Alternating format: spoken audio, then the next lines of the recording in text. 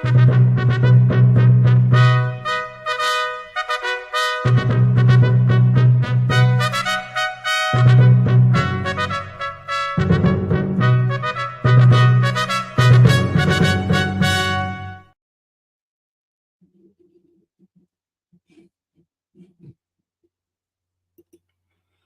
good evening, ladies and gentlemen, and welcome to Quods Get Gold. For those of you who are not watching us for the first time, this is a program that we do in combination with the Gold Institute for International Strategy for the purpose of bringing you uh, people who usually work behind the scenes and give you in 1 hour hopefully a better understanding of the world. I apologize for our uh, few minutes of delay as we were surprised by events in Iran, uh, but I'll wait a few seconds for that. Remember, this is sponsored by the Gold Institute for International Strategy. In the description, you will find, if you are watching in YouTube, you will find a link to the Institute's website that I will flash from time to time. And we appreciate your tax deductible contributions to assist in the work that the Institute is doing. I will have another offer to entice you to contribute to the Institute. And for anybody who makes a contribution of $100 or more tonight to the Institute, we will send you a copy of John Wohlstetter's book inscribed by him as a thank you. And without further ado, because most of you already know him, here's John Wohlstetter. John, good evening, sir. How are you? I'm fine, and it's a great pleasure to be with you, Saul, and your audience again. Well, thank you so much. I thought that after the hours that we spent together in the past 2 months, you would be relieved not to see me. Uh, But I am almost giddy that you can still tolerate me. Now, I have to say this because I kind of like blurbed it out in the introduction. But as we've seen, Israel's response to Iran apparently has commenced. I would say that it commenced 2 days ago. I've been looking at weird news, like all of a sudden the Ministry of Defense is going up in flames, and the laboratory used in the nuclear program is suffering under an uncontrolled fire yesterday. Then all the airplanes or aircraft disappear from Iranian airspace, and now we're having quite the New Year's Eve show north of Tehran. well, Israel has unleashed in the last 2 months or so, even a month and a half, a series of military strikes that are unrivaled in living memory in their precision, in their lethality, in their clever use of technology to do things nobody thought could be done. That beeper case, they had tracked the senior leaders of Hezbollah for nearly a decade. They had access to all the conversations. They knew where all the bodies were buried, all the weapons were, and this was an astonishing achievement. And they might even have gotten more of the leadership, but apparently, at least as things I've seen, they were afraid it might leak out, and then they'd get nothing. So they went, and they basically destroyed the entire command structure of Hamas, and they reduced to communicating by very small and inefficient methods, and Israel is inside their decision cycle and has the upper hand in a way that was unthinkable even 2 months ago. Oh, And absolutely. and in Well, they've done they showed with Hamas the ability to improvise on the spot when the Sinwar turned up, but also that they are continuing to block access to Egypt, and that's probably why Sinwar did not escape. no, he couldn't possibly. But I have to say, I've been saying for a year now that the October 7 attacks on Israel changed the paradigm in ways that cannot be put back into a bottle. Israel is fighting for its own survival. Yes, Whether true or not, that is what is between their ears. And no amount of platitudes from the Biden administration or pressure from the French government is going to change that. And they will pursue this until the enemies of Israel are rendered um, completely toothless, at least. and the thing is that they are actually fighting the battles that the Western world should be joining them alongside. But Yes. Israel is leading the way, and George Gilder, the great intellectual, one of the finest of his generation, uh, he has said that Israel is now the leader of the free world, and right now they are. In practice, they are. And you say they're fighting the fight we should be fighting with them. They're Yes. fighting our fight. Well, sure. Oh, They're sure. fighting our fight. Yeah. 2 days ago was the 41st anniversary of Hezbollah bombing of the Marine barracks in Lebanon. Yes. It, it was Israel within the past month that liquidated everyone involved in that bombing that has been in the most wanted list for 40 years Yes. without the US doing anything to put them out of circulation or bring them to justice. And all of a sudden, uh, Israel comes in and within 2 weeks clears the deck Yeah. and literally clears the 20 most wanted terrorists in America's law enforcement. So they are fighting our war Yes. while we whistle Dixie and look the other way and try to stop them. Well, Biden and Harris may whistle a lot of things, but it's more likely the Internationale that Dixie. Oh, Lanternacional and Dixie. Yes, I totally agree. Why didn't I think of that? Why didn't I think of that?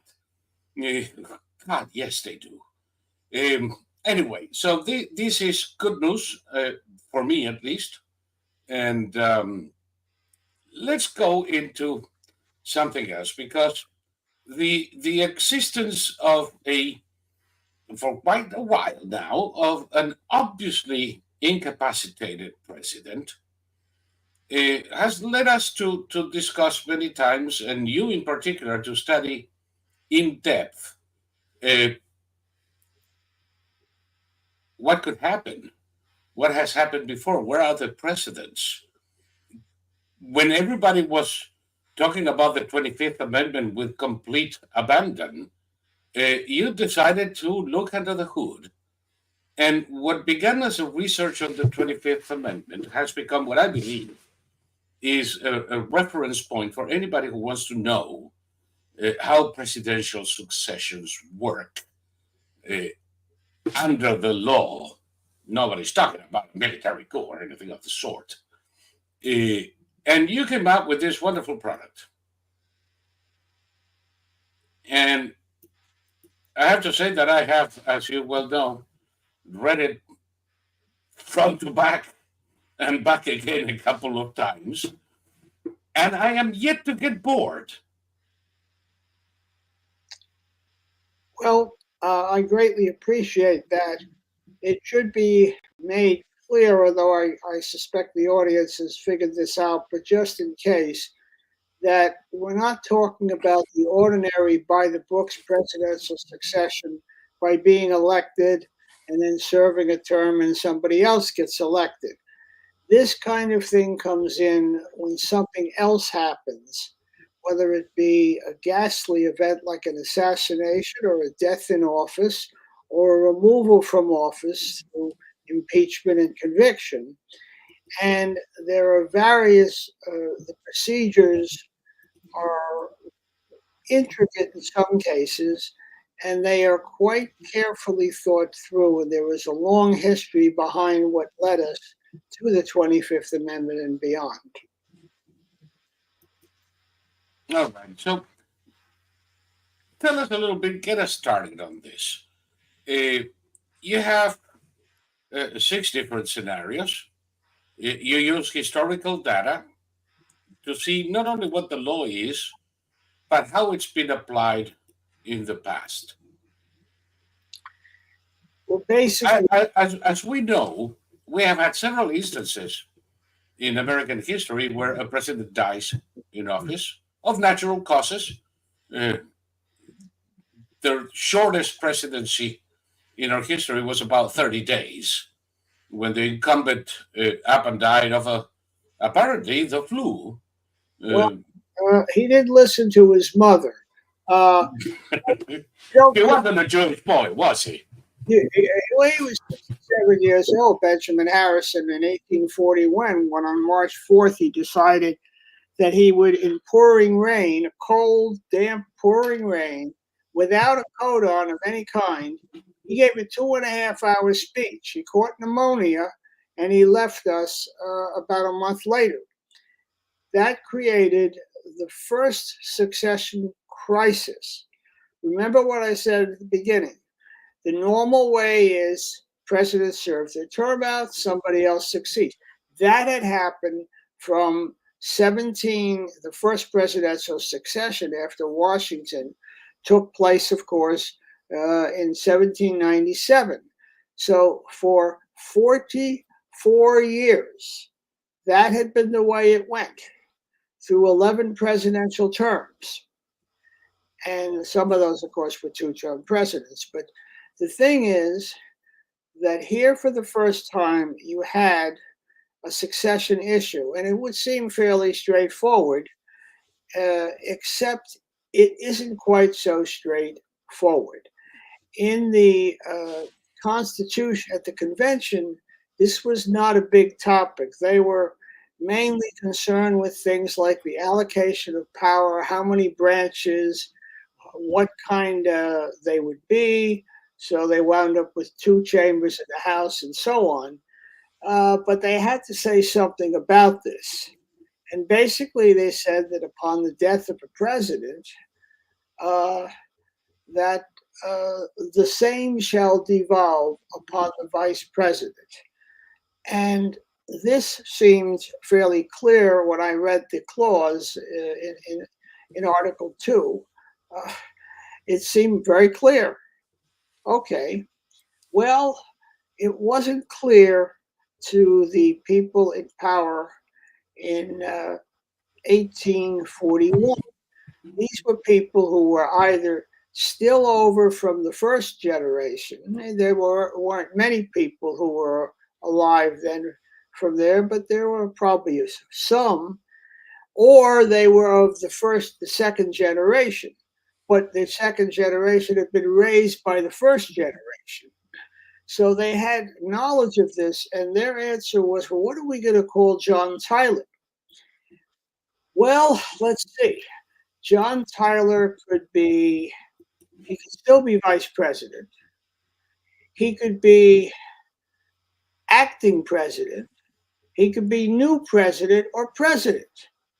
And this was a matter of contention. We look at it today and say, what? But that's how they looked at it.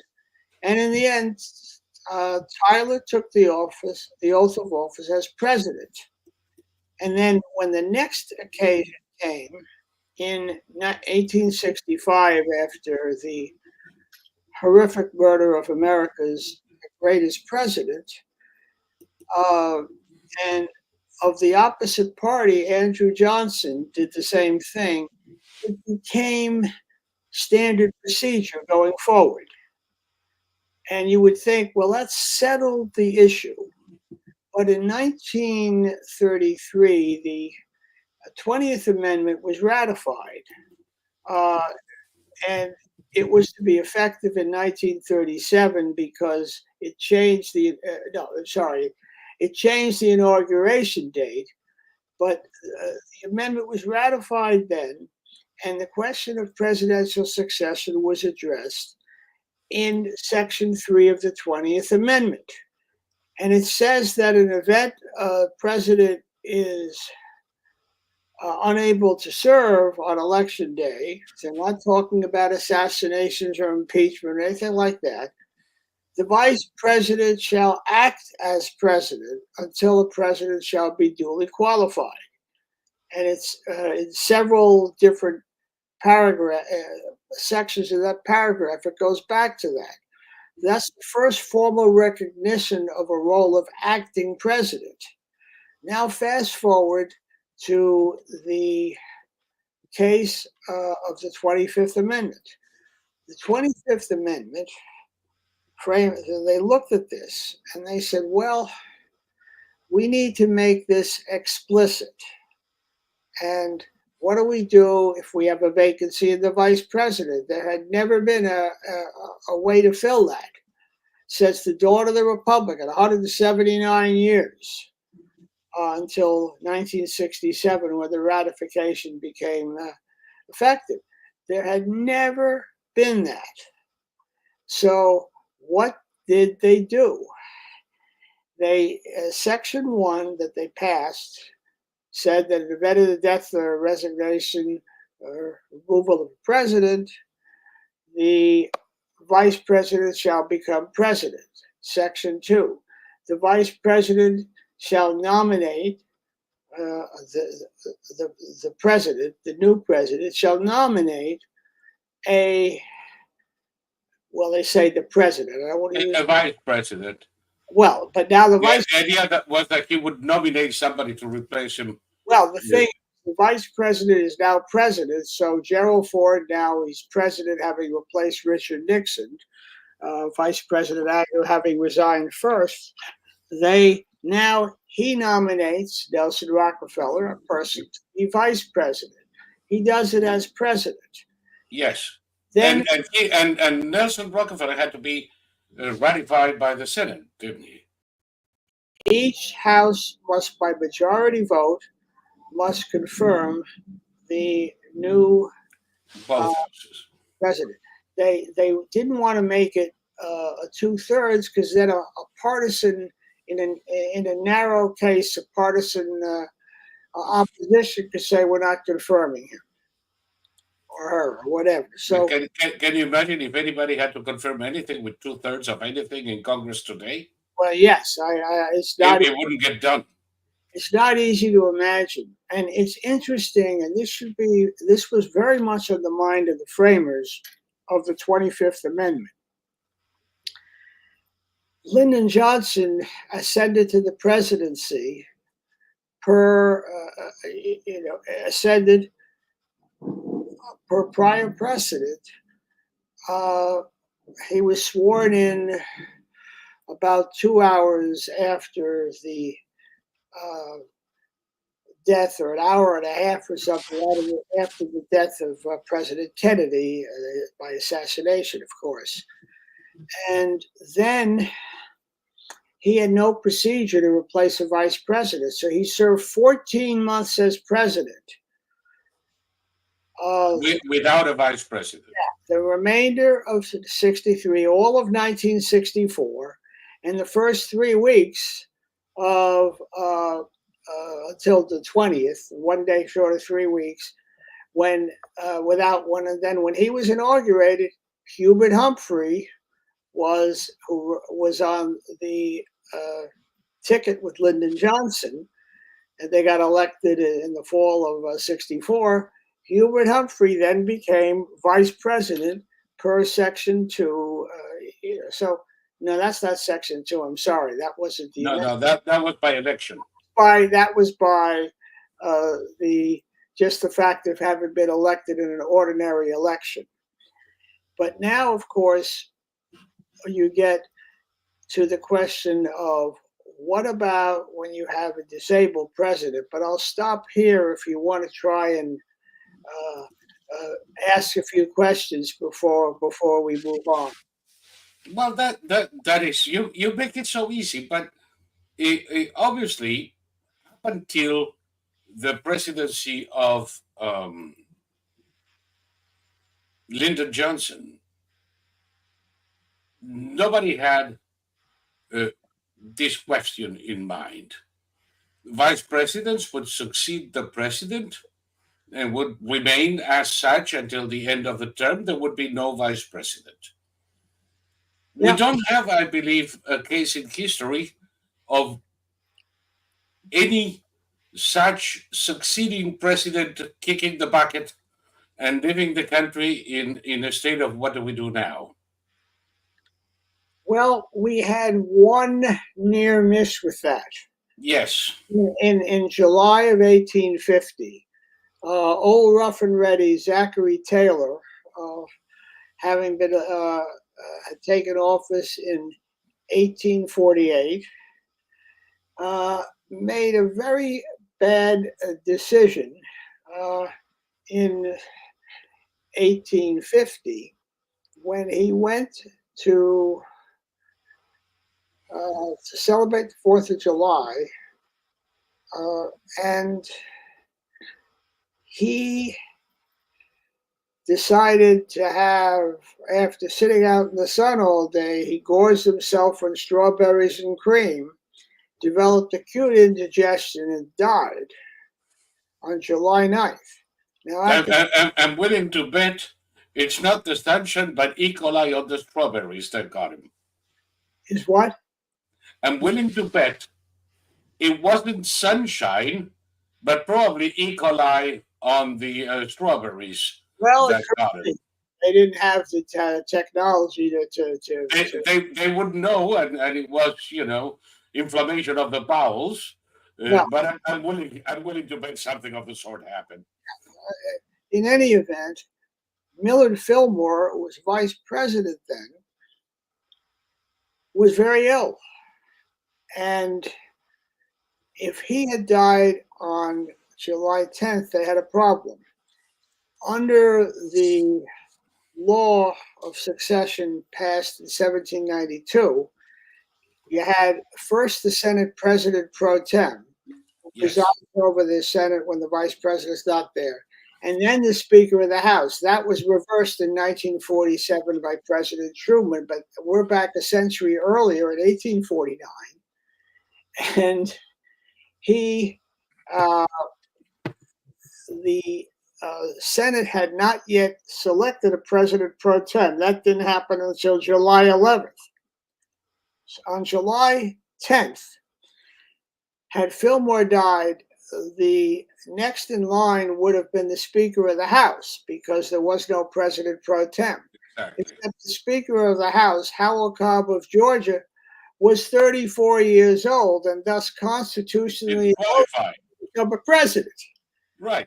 So now, in that time, it would have been an embarrassment, but back then it would have had no real consequences. But one of the things that animated the framers of the 25th Amendment was that the vice presidency and presidency had become important in different ways. We were now in the modern world, and it was not lost on them that the year before Kennedy was assassinated, there was in October of 1962 the Cuban Missile Crisis, when the world came probably closer to seeing a nuclear exchange, a nuclear war, than at any time since the advent of the nuclear age in 1940. Any time before or since, that was.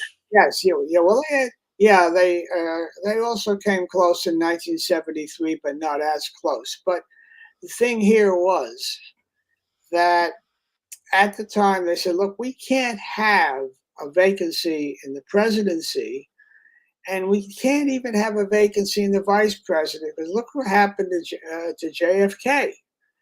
And so we need two people there. And they viewed the vice president as being these days now an assistant president. And really, that took a while to take hold. The first person who held that role, but it's not a formal constitutional role, it's just who had the full trust of the president on everything, was Walter Mondale. Jimmy Carter, in one of the rare good moves of his administration, when he wasn't deciding who would play on the tennis courts or whatever, Jimmy Carter said to his chief aides, his cabinet members, if you get an order from Fritz, Mondale was universally known as Fritz, uh, you take it as if it's an order from me. And that is the way ideally it would work. And that's what they had in mind. But they did not create an office of assistant president because that would have created problems. President dies, assistant president president is sidelined, doesn't die. He's taken ill. Does assistant president come in and then, well, now are they president? So they didn't get into that, and wisely so. But that was much of their thinking was formed by that, and also, of course, the episode of Edith Wilson, Edith Bowling Galt Wilson, who, along with the personal physician and the private secretary of the president, essentially ran the country. Yes, I was going to say Edith Wilson is not generally known as, but she is, for all practical purposes, the first woman president of the United States. Well, technically, she was an acting president. And I'll tell you why. This is very important. That's a very good point to bring up. There were some things that only a president could do. And for example, you couldn't sign bills into law if you weren't president. You couldn't veto bills if you weren't president. And Hmm. a bunch of things passed because what happened is the one way you can get around, if the president doesn't veto a bill within 10 days, uh, it can become law. So the president has to act. He can't just sit there with it. So, but she was running effectively a clandestine regency. And at the time, again, we think in a way of Wilson's time as being the modern era, but that's not really true. Uh, there was a country in which the very first radio station went uh, live on November 2nd, 1920, 13 months to the day from the time when Wilson had his debilitating stroke. Because Wilson was touring, he felt bad. He canceled the tour about September 25th of 1919. He went back, and a week later, he had his massive, permanently disabling stroke from which he never recovered. So that was 13 months. There wasn't even radio. The first long distance call, the first one was made, transcontinental rather, was made in 1915. So it was very much an age. We look at some of the movie tone videos and stuff, Yes. and it looks modern because we see video, but it really wasn't. You wanted to see it, But it really wasn't at all.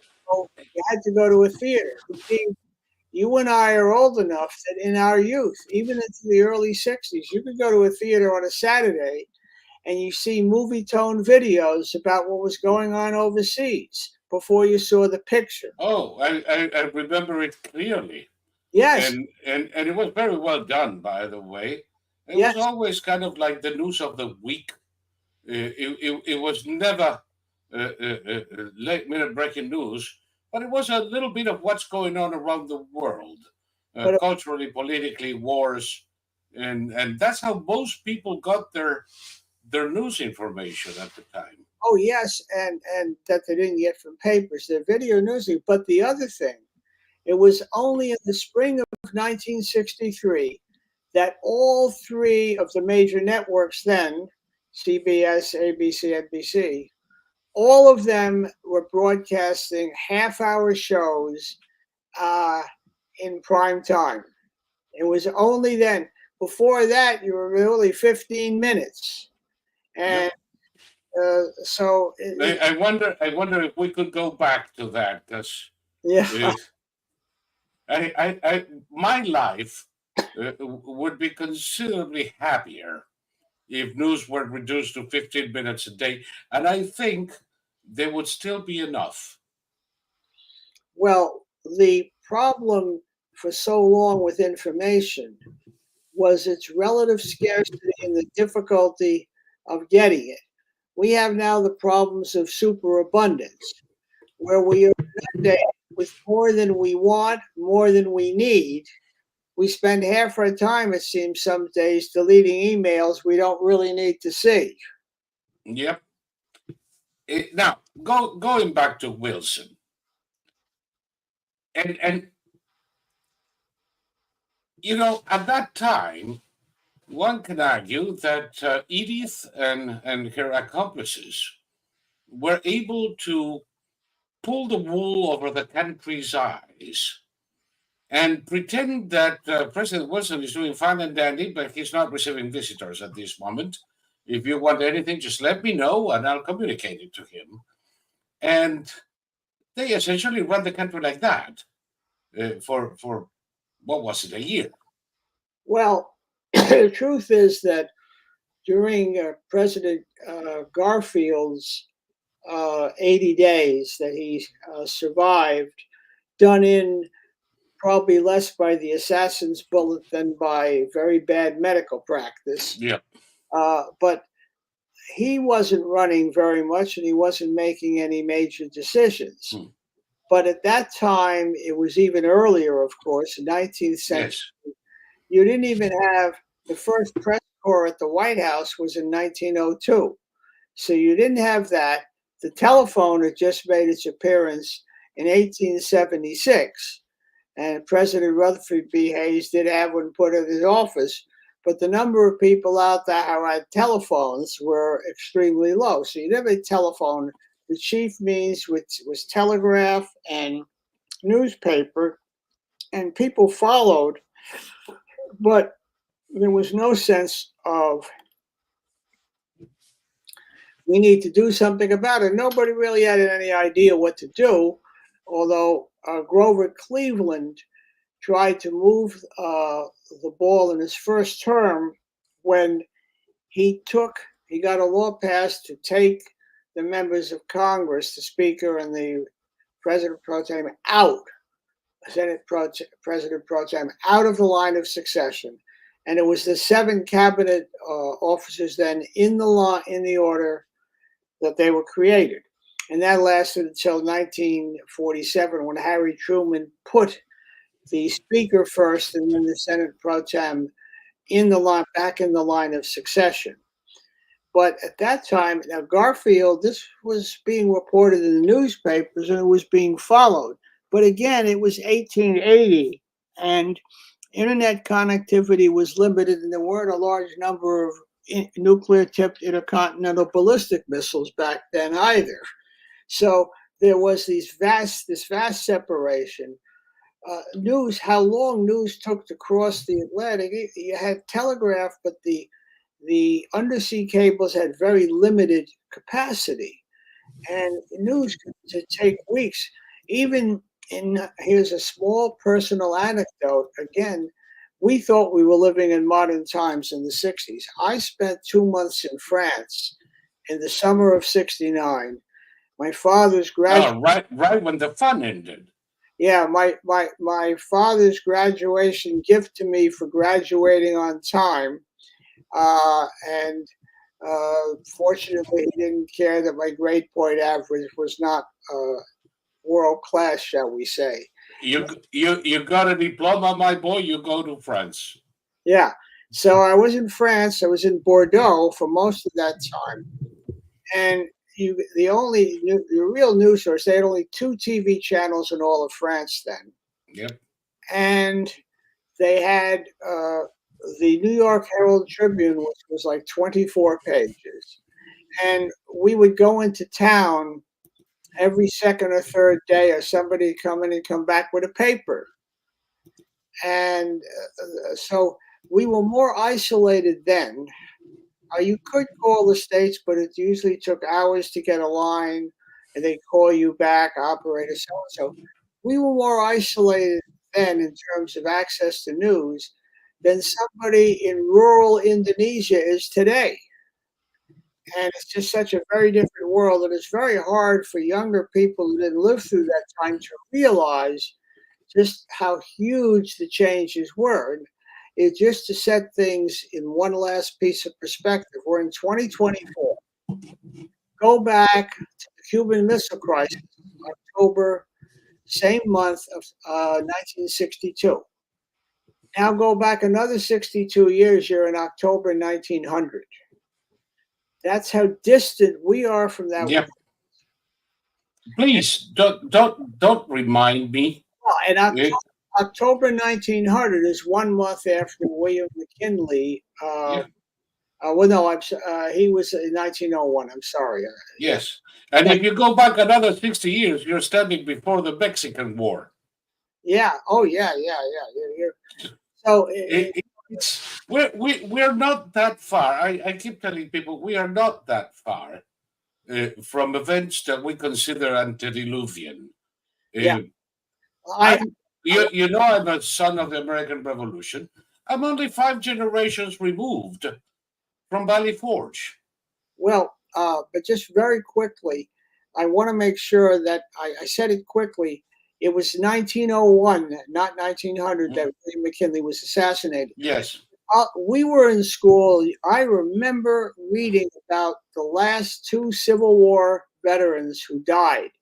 Yes. The Confederate veteran died in 1959, age 112. Yes. And the Union last death was in 1960, aged 116. Yep.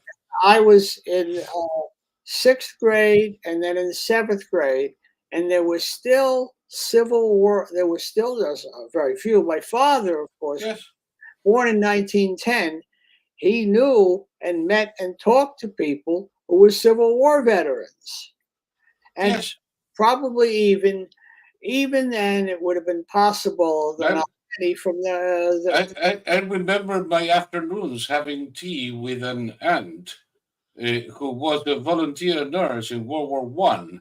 You know, one of these Beacon Street ladies that went to wrap bandages in Paris and then stayed over and created quite the ambience over there for a while. But I didn't read those histories about the parties with I don't know Fitzgerald or Cole or I didn't read it in history books. I heard it from my aunt while we were having tea. We are that close to that. No, yeah, we grew up hearing all sorts of stories about the Roaring '20s and the Depression, this kind of stuff. And in 1969, I visited some of the great vineyards with a friend who was over there who was taking pictures of them. We came to this one great vineyard, and there was a face I recognized from a coffee table book on wine. He was the cellar master at this great chateau, Chateau d'Yquem, the greatest dessert wine in probably.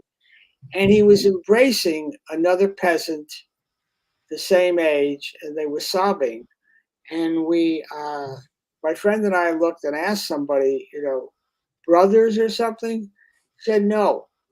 This is the first time they've seen each other since 1914, when, after one of the battles in World War I, they found themselves lying side by side, wounded on the battlefield. 1914 to 1969. And now this is 55 years from then to 1924. So we think of things as the remote past that may not be. But in order to get back to this thing, Yes. if Edith Wilson could get away with standing in for an essentially non-performing president due to lack of brain function, but we can say she got away with it because the means of communication were very primitive, and there wasn't 24-hour news and cameras in every phone. Well, Eh, what justification do we have for the last 4 years? well, now let's go back. Let me go back to Wilson just for a moment, and I will carry Yes. forward. Another problem was that uh, the then vice president was not highly thought of, Oh, he indicated his guts. and he was petrified. He was petrified of her. He said, I'm not going to get in the way of her. Uh-uh. He was Alfred Marshall was thought a small caliber man. Well, when you carry this forward, and now we're in this presidency that is winding down, uh, we had, first of all, we had the first year it appeared that Biden was making most of the decisions. That doesn't mean he had not had loss of cognitive function. Barack Obama urged him not to run. As you could see, Joe was slipping. And the motive force behind it was two things. One, that Bernie Sanders otherwise would be the nominee, which was thought he was certain to lose, probably would have. And the other was Jill Biden. Jill Biden is Edith Bowling Gold on steroids. And so she pushed him into this, and what I think I would editorially say was elder abuse. And he goes out there, and at least he seems to be making most of the decisions.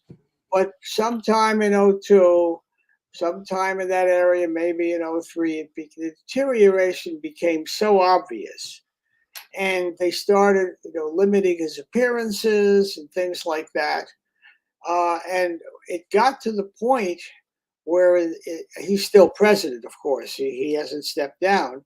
But basically, since at least the summer or something, he has been a 10-4 president, and that doesn't include taking a nap after lunch, for God's sakes. And there he was all through the summer at Rehoboth doing submarine race watching, as Murray Kaufman, the DJ, used to call it, for young couples on the beach who were not watching for submarines. But in any event, Joe was there, and he didn't even engage in the pretense of making decisions. So, and this brings up the problem that is not fundamentally resolvable. And it's a good time to bring in Section 3 and Section 4 now, which have to do with disability. And the important thing to understand is this is not about somebody, it has nothing to do with being pushed off the ticket to run again. He's still president. It has to do with that distinction, which can now be more clearly delineated between holding the office of president and acting president as president. Section 3 was the case of where a president voluntarily declares it was himself, then someday it will be herself, and all that, himself disabled. And that in that instance, the president recovers the powers and duties of his office when he says, I'm ready to come back. That's voluntary. And they wanted to be able to do that, to encourage presidents to do that. They made it hard for somebody to be involuntarily removed. And we'll get to that in a moment because they wanted them to use that. And basically, that's been used when presidents have had surgery and have been under general anesthesia, Right. uh, even halfway where you're under heavy sedation, and been used for some basic. I remember when President Reagan had to undergo any kind of medical procedure, he would essentially pass the baton to Vice President Bush, Was even if it was for a couple of hours. Well, it was informally the case. The Reagan case is somewhat different because Ronald Reagan cheated death by two miracles. And it was not known at the time. A lot of people today, I think, still don't know that. That bullet, How close he was to dying. the bullet came within 1 inch of his heart. And he had sustained also, he had sustained a blood vessel had been nicked. So he was losing blood. Of course, the first miracle was that Jerry Parr, the heroic secret agent who passed away a few years ago, he saw this. And when they were headed for the White House, he got him in the limousine. They were on the way, and Parr said, "Go to GW, quick." And they made it 3.5 minutes in afternoon traffic in D.C. I don't know how they must have run over 10 grandmothers or something, but they got there. Yeah. Reagan insisted on walking in. He does that, then he collapses. He lost a total. At one point, he had lost half his blood supply. And you go past that, it starts in a death spiral. And the doctors, more than half of them, did not think he would make it. But they finally found the leaky, as like a fire, like a hose where you have a leak. Yeah. And they saved him just in time. But he wasn't fully back, he didn't feel, until 6 months later.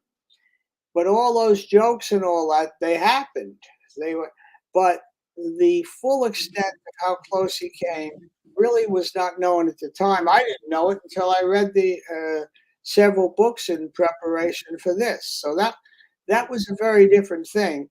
Otherwise, it's usually for procedures more often than not that are not mentioned in polite company, like at dinner parties. I was going to say, in the case of Reagan, at least twice. Uh, we can make jokes in private about those procedures, but it's, like you said, not polite Well, to do it in social company. well, the thing is now, though, that now we get to section 4. And we should first take our hats off to the framers of the 25th Amendment. 3 out of 4, sections 1, 2, and 3 resolve 3 problems. And that's pretty good for government work and even in the private sector. And the thing is, the president becomes, it says this in the text of section 3 and 4, the vice president becomes acting president, not president. Yes, he's not sworn into the office. That's exactly right. Because if that happened, what if the president recovered after having a stroke? The president couldn't go back. And there was no procedure under the 25th Amendment to deprive a president of the office. So No, and I imagine if the president were to relinquish the presidency and the vice president be sworn in, that's it. He's the president now. And when the former president goes back, I want it back. No, you don't. No, you don't get to do that. Shut off, and there is no authority That's to force him to relinquish the office. That is exactly right. That is right. So he is still president. She is not acting president. And of course, part of the problem is that she is not regarded very highly either. And therefore, you mean the undergifted law student from Howard University? Yeah, well, yes, and all sorts of other places. So talk Yes. about impeachment. I'm trying to be polite, man. Well, now the thing is, what happens? That amendment of court was tested under under the in the Nixon years. Let's go back just to section three for a moment, and section one and two. Well, section one and two, just for a moment, because what happened then is nobody wanted Agnew to be president, and so they got Agnew to resign to avoid indictment over corruption. So now, For the rest of us, you're referring to Spiro Agnew, Richard Nixon's vice president, yes, former uh, governor of Maryland, and right? Who was forced to resign in what was it, 72? it says 73. He accepted kickbacks, including while he was in the vice president's office. Oh, lovely. Yes, so he's gone, and now the first time, per the 25th Amendment, Richard Nixon selects Gerald Ford. He's confirmed in 2 months.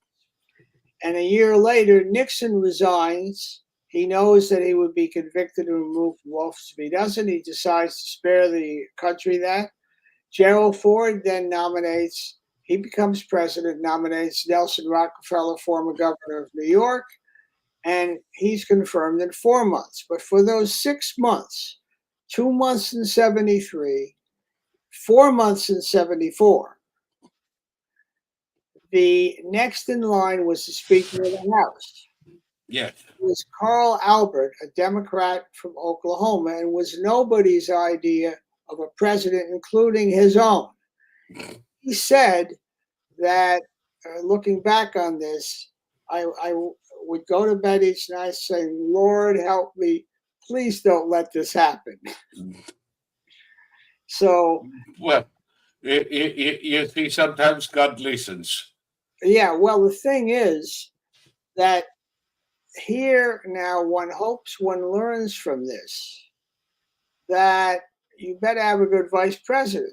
But presidents are ambivalent because if they are disabled, they'll say, "Well, gee, we can get rid of him. We got a good backup." But in the case of the current situation, you have Harris, who was nobody's idea of a president. No. And the thing is, in the end, in these situations, which are always going to be very fraught with difficulty and conflict, that there were two hopes that the framers of the 25th Amendment had, because there was talk back then about cabals and things like that. And in answer to that, Birch Bayh, the uh, freshman senator from Indiana, who really was the architect of the amendment, extraordinary for a freshman in those days to have something like this going. He said the white hot heat of press publicity would force people to behave in an above board manner. Well, that didn't work this time. No. And the second thing was that Sam Ervin, the senator who was known because he chaired the what we call in shorthand the Senate Watergate Committee, was a constitutional scholar, and he said, if you don't act with the best interest of the country in your mind, time like this, nothing can save us. It comes down to what Benjamin Franklin, when he walked out of the Independence Hall in Philadelphia. If you can keep it. Yes, that's right. But it always boils down to it.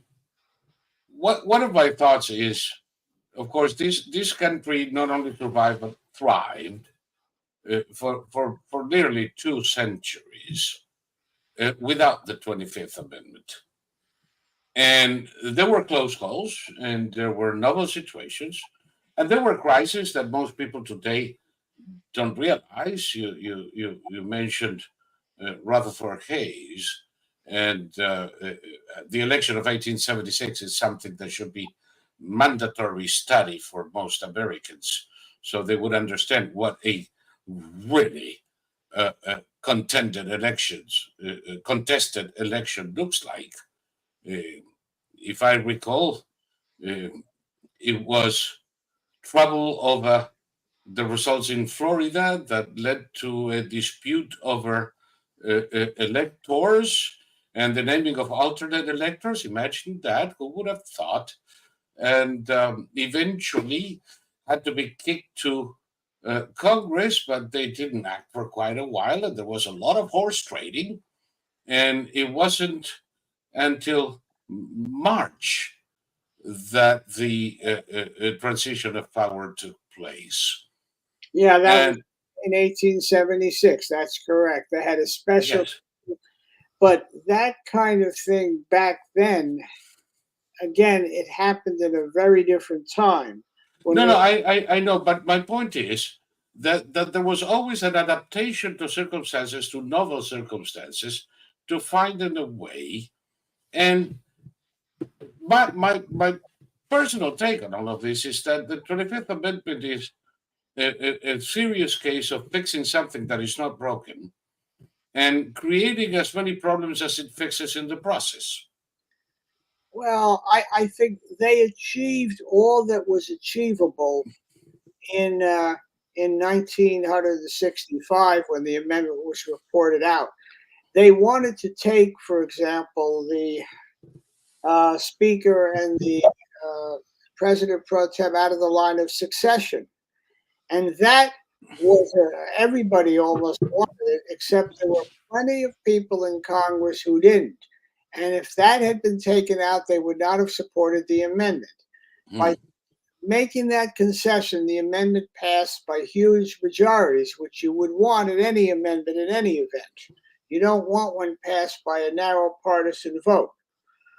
But the problem is fundamentally insoluble. When you talk about disability, Biden's decline is a perfect example. Uh, was he, when he took office, was he, could you have, did you have some level of diminished cognition? We didn't have any kind of an exam, and he wouldn't submit to one. One of the ones that Trump did, the Montreal Cognitive Assessment Test. But he clearly became more feeble as things go on. There's an infinite degree of gradations. And as a result of that, um, there is no formula you could substitute that is going to do better. The Section 4 doesn't work very well because it can't. The one thing that they might do, which would help somewhat, is you could have a requirement, you could pass a law, Congress can do this, that requires that upon taking office, president and vice president execute instruments, a power of attorney in event of their suffering a debilitating event of some sorts, that I appoint so and so to make decisions in my stead. And presumably they would say, well, resign or something like that. But you can have serious illnesses where people recover from. You know, Yes, John Fetterman had a major stroke in 6 months before the election, or about 5, 6 months. Senate in 2022, he gets in. Nobody believes that he was fully there in the first few months. oh, I'm one of those. I thought he was done for. And then a year and a half later, there he is after October 7th, 2023, coming out and making very coherent statements Oh yes. on Israel. This is, for those of us who have had stroke victims in our families, when you have a major stroke, you almost never recover if you don't recover in the first 3 months. But he did. And He good. did, and he did in surprising ways. Yeah. He there was a time when he was totally unable to speak coherently. Yes. That I've known several cases. I don't know anybody who has made such a remarkable recovery several months after the stroke, to the point that in conversation you don't notice any problem anymore. Yeah, I don't know anyone like that either. I mean, I know cases. Sometimes stroke, sometimes uh, uh, uh, uh, damage, car accidents, comas.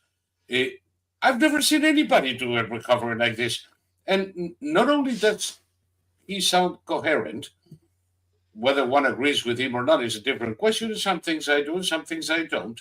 Yeah, Uh, but the fact that he's made a recovery to the point that he's again quite articulate yeah, and quite capable of reasoning. yeah, Uh, and 2 years ago, uh, there were very few who thought he would, yeah. myself included. Frankly, I never thought. Myself included too. I'm pleasantly surprised and good for him. Yes, indeed. Yes, indeed. On a side note, it's such it's almost inspiring when you see somebody make a recovery like that. Oh yes, it is. And in this country where we seem to walk along partisan lines most of the time, uh, I have to say that I in a way I admire the man now.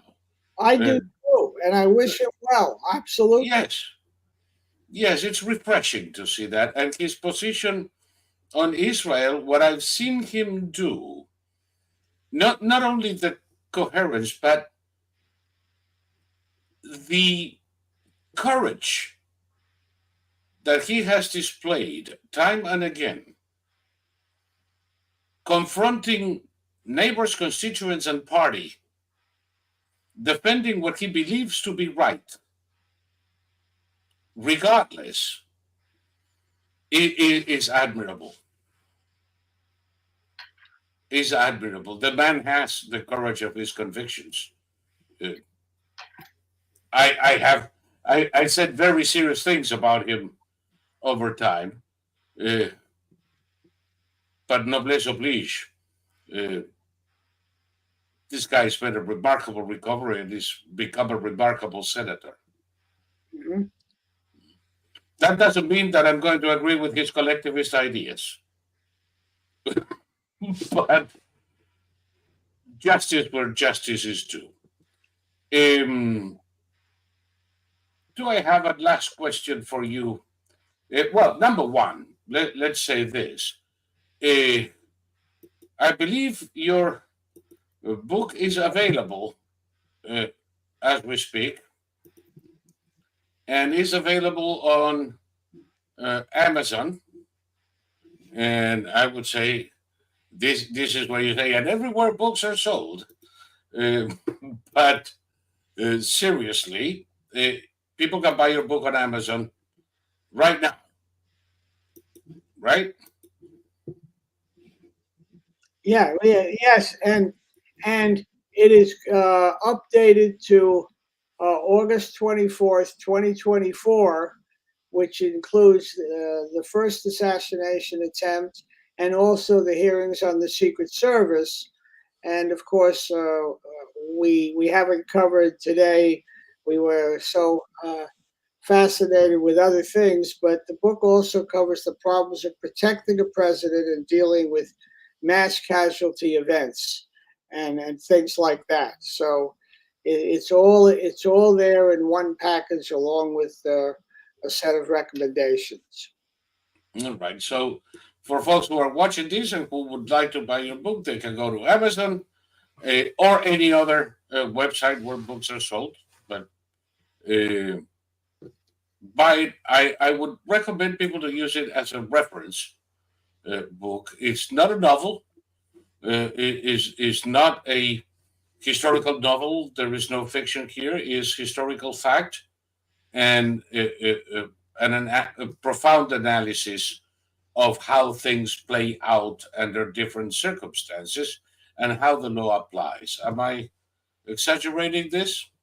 I hope it meets up to that standard. I believe that the book does provide in 170 some pages a look at all of these things, both historically, the legal and constitutional issues, the practical problems of protecting a president from threats or events that cause a virtual collapse in the government or interruption. And it's all in one package. And I took great pains to limit the degree that I got into the weeds, where I didn't get into the kind of things that create long footnotes of the kind you see in law review articles, except for one or two cases. But even there, it's mostly about certain important factual disputes that came up. But it is intended to be accessible to the interested lay reader. Yes, but still, uh, while you do provide, while you do back up all of your statement with sources, I do believe it's a book that one would come back time and again when problems arise, because it is a roadmap as to what would happen under different circumstances with the presidency. And in that sense, it's a book to use for reference time and again. If one more time, for anybody who makes a donation to the Institute of $100 or more, it is, of course, tax deductible to the extent permitted by law. I have to say that, or the lawyers are going to cut my tongue off.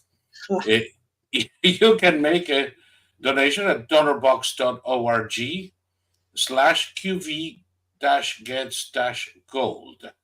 And that donation goes straight to the Gold Institute for International Strategy. And if it is $100 or more, I'll make sure that this fine gentleman here inscribes the book for you, and we'll send it to you, and you're going to have a keepsake. And with that, John, is there anything that you would like to add? We can always do this again sometime. But anything you would like to add today? Well, I would just say that we have seen here a crisis of succession, and these are particularly vexing in democracies. When you're talking about a dictatorship, one morning, dictator number A is in, and then it's B the next day, and a month later it's C. And this is the way they change governments in large parts of the world.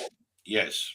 When you have assassination or something like that, these kind of crises, even short of that, they are wrenching and very difficult uh, because our society has this deeply settled expectation of normal process here and of just governments being replaced in normal fashion. And when you get, whether it's impeachment or forced resignation, let alone assassination, these are very serious interruptions in the stability of the republic. On that note, thank you very much, John. I'll be talking and seeing you quite often, I guess, in the next few days. Thank you for sharing your wealth of information with us. And for the rest of you, well, I hope you do buy the book. And I hope some of you do make some donations to the Institute. And I look forward to seeing you again on our next issue of Quods Get Gold. Thank you so much. Good evening, John, and everybody. Thank you. So.